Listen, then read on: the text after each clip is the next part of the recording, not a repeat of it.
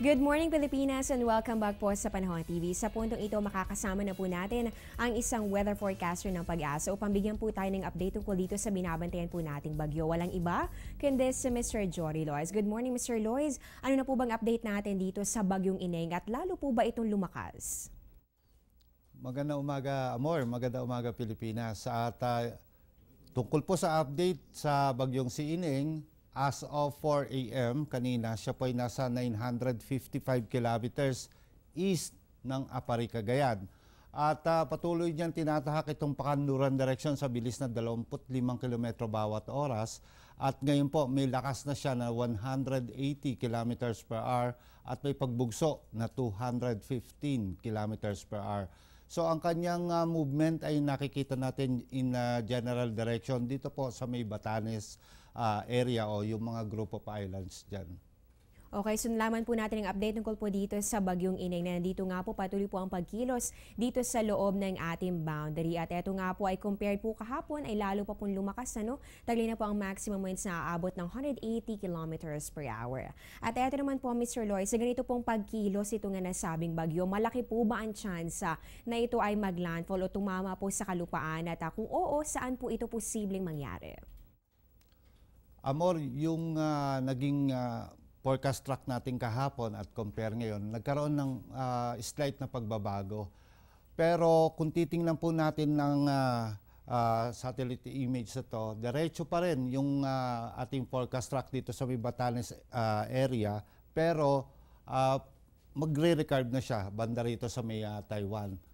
So, yung forecast track natin kahapon at ngayon, halos hindi naman nagkaroon ng pagbabagong malaki, no? Apektado pa rin yung Batanes Group of Islands, yan po yung Babuyang Group of Islands din, yung Calayan, and even dito sa Cagayan, yung Northern Luzon, asahan po natin na talagang makakaranas ng mga pag-ulan dyan.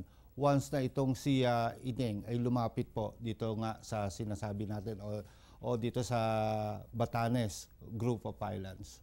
Okay, so ayan po, ganun pa rin po ang inaasahan po natin dito sa bagyong Ineng. Yan po ilalapit pa rin o talaga po tutumbukin pa rin ito ang direksyon patungo po dito sa may extreme northern Luzon, lalong-lalo na sa may Batanes area. At yan po ay magre-recurve naman pa northward. So patuloy po nating babantayan ang magiging pagkilos ng nasabing bagyo. At Mr. Lois, ito naman ngayong araw po ng Miyerkules, ano po bang inaasahan po nating weather condition sa ating bansa base po sa inyong nilabas sa forecast? Amor, yung public storm warning signal, itinaas na po natin dito sa may Batanes Group of Islands, kasama dyan yung lalawigan ng Cagayan.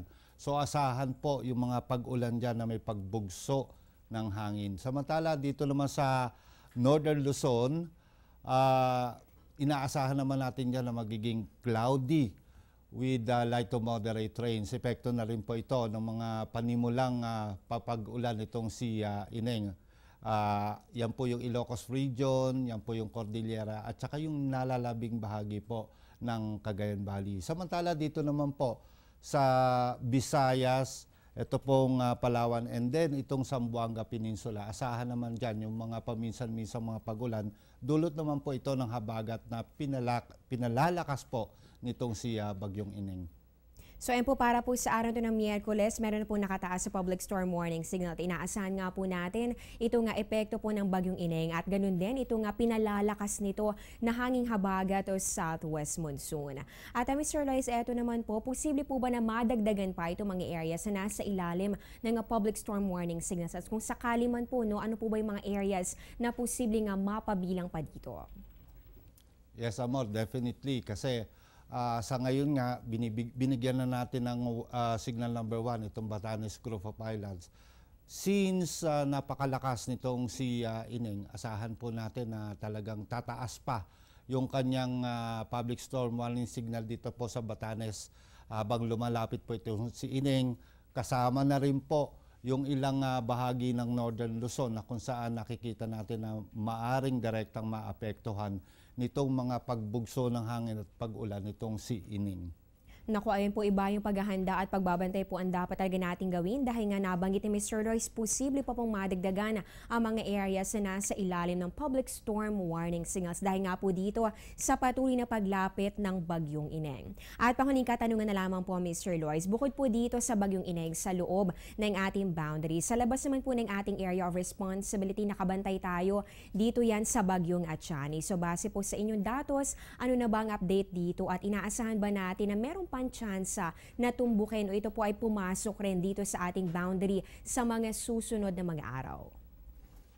Well, ito namang si Atsani, nasa labas pa rin siya ng Philippine Area of Responsibility, so more than 3,000 kilometers pa rin ang layo niya dito po sa Apari.